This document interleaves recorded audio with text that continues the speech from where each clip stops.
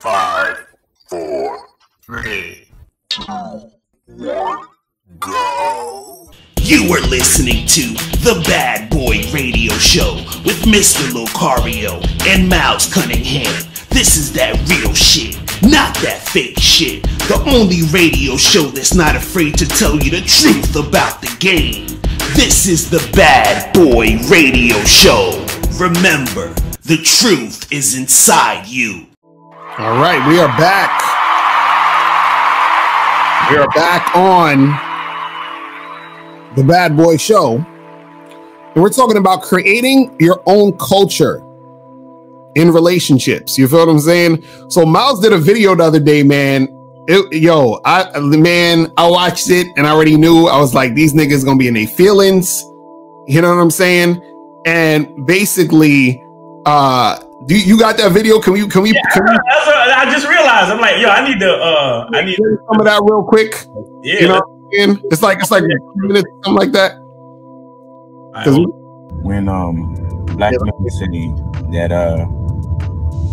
when they're dealing with other kinds of women, they don't have any issues. The reason why is because the men from those other cultures train their women. Those men from other cultures dealt with their women in a certain type of way. So basically what's happening is you're going to a house where the kids are taught better. And what you're saying, I don't know what happened.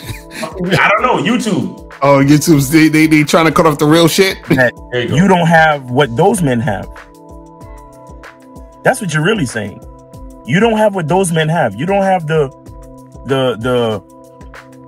fortitude. You don't have the balls. You don't have the intelligence.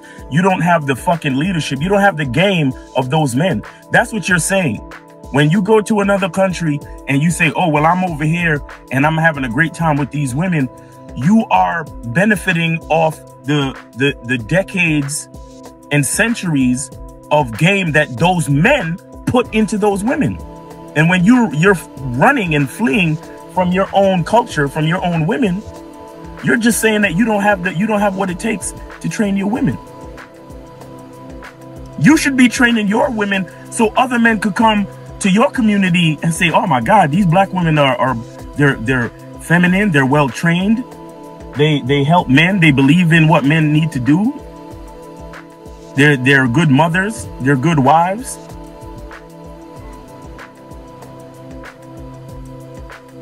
We got to be careful, guys.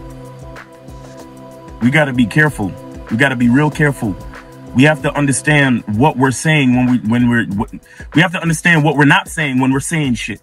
And when we're doing all these things and when we're going to different countries and trying to take refuge. You understand? We're trying to take refuge in another man's house. When you think you just going to partake in another culture's woman, what you're doing is you're going to another man's culture. You're going into another man's house and trying to put your feet up. What do you look like? You're a fucking freeloader. You're a goddamn freeloader. That's what you are. But you know what? I'm gonna do some more research. All right, that's pretty much it right there, man. That's pretty much it right there. But and I actually did because I said I'm gonna do some more research and do a more well thought out video, and I actually did a more well thought out video. It's like a 20-minute video discussing more in depth, where I even got into the history of different regions, in different continents and the role of women in those cultures, right? And I talked about different things, and the first thing that any black dude is gonna tell me is, oh well, slavery fucked this all up, and there's a lot of dysfunction. And the thing is that I get it, man. I get it. Trust me, I get it. The black woman has seen the black man in a compromised position for the last 400 or 500 years. Right. You know what I'm saying? So it's understandable that that these guys is going to Brazil and Dominican Republic and Asia and all these other places to find submissive women. But what I'm saying though is that every relationship within itself has its own culture. Right. Understand? Each person has what works for them within a relationship. And what I'm saying is that as men, we have to take the responsibility to create that culture in our relationships. You understand? We have to take the response, because what's really happening out there is that these dudes is running to these other countries and they're like, oh, I love going to Brazil because out there you're the prize. And I love going to Thailand because women are so submissive. And my thing is, like, let's not just look at the fucking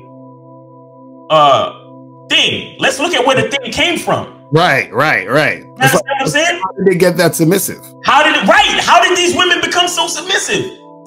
Why do women in Brazil look at men as the prize? And through the research I did, Brazil is a country that was made from the countries, Portugal and Spain. Right?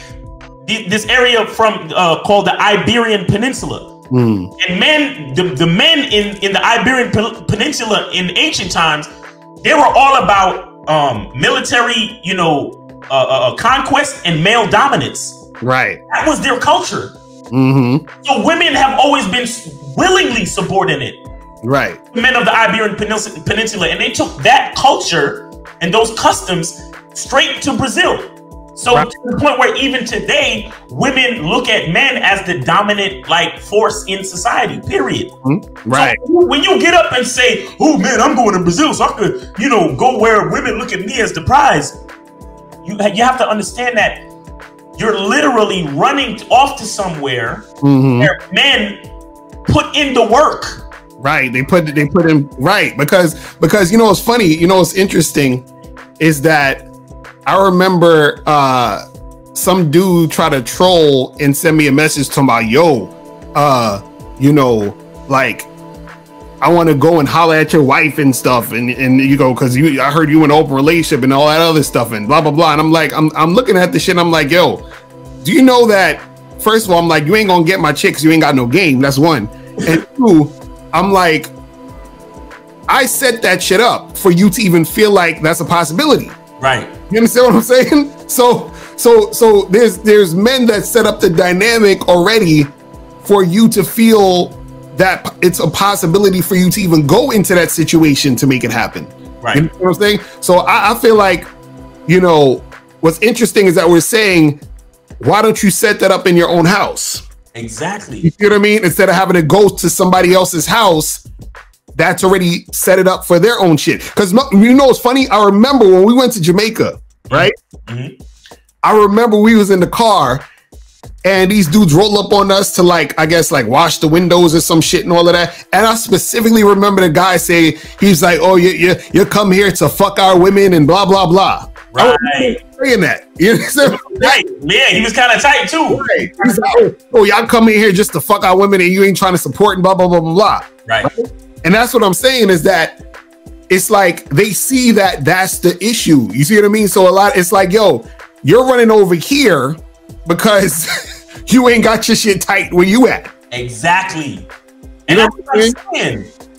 That's what I'm saying. And look, the issue with America is that there's so much going on as far as culture in America.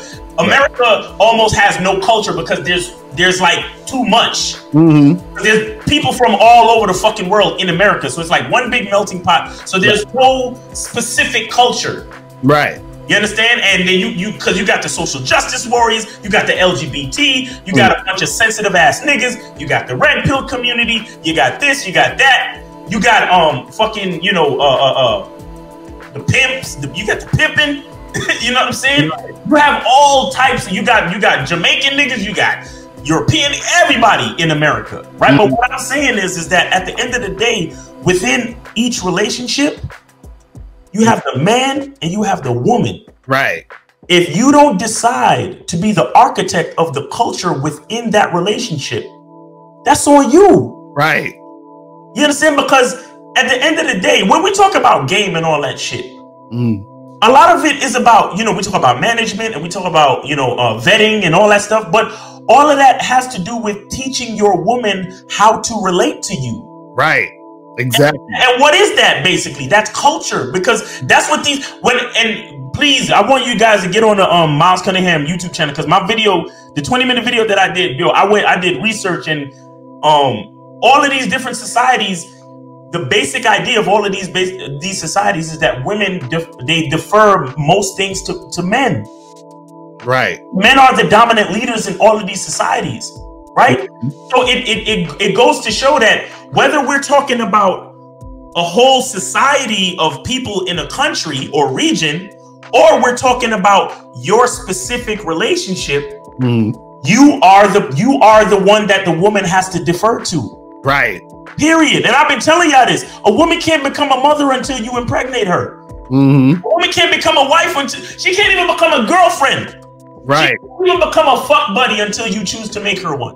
And you know, and I want to see and add a couple of talking points, but this is why I think I said it on shout out to Kay Zaggin, you know, and you know, and his guys at you know, manhood is a mindset. Right. No. It's a skill set. Pardon me. Manhood is a skill set. Right. We talked about it a little bit, and that is that guys don't realize that they're the ones in control. Right. From the initial offering of the approach, you are the one that's in control. That's exactly why women have a problem giving a pussy half the time, because they know that once you fuck them, you can drop them. Right. You know, a lot of niggas don't even realize that when they get rejected, a woman is not even really rejecting them. She's just playing defense preemptively. Right. Exactly. Because she knows that once I fuck this nigga, he can literally choose to never call me again.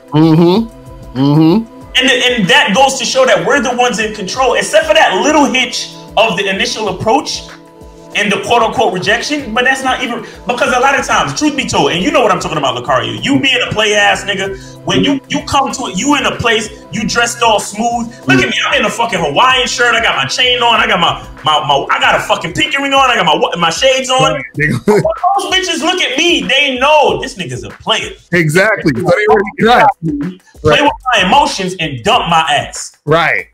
So there are gonna be times when I'm gonna get rejected. Trust me. Not because I'm whack, but because the bitch already know that she's in a losing game. Because she's the nigga that's already in control. Right. You feel me? Because I'm super confident. I look good. I smell good. I got swag. I'm walking good. I'm talking good. My mouthpiece is straight. Right. You feel what I'm saying? So truthfully, I'm the one that's in charge. So if I quote unquote get rejected, that's a real player knows that this bitch is playing defense preemptively. Right. You understand? Like she already see the writing on the wall. And because she's looking at herself like, damn, if my pussy's not good enough, this nigga gonna just fuck me and leave me. Done. It's wrap. So most guys, it's like once you're in a certain zone, you're the one that's actually in control. But a lot of these niggas are so scared of little stupid shit like rejection, they can't even get past it. They can't get past stupid little details like rejection to even realize how much in control they are. Right. You understand? And with that being said, that's why you're the one to create the culture in your relationship. You're the one. Like I've been with. Thanks for watching, and make sure you click the link below or go straight to patreon.com/Mr. Lucario so you can watch all the other Bad Boy Show episodes. And there's also exclusive stuff on the Patreon. So make sure you guys click the link below or go straight to patreon.com/Mr. Lucario.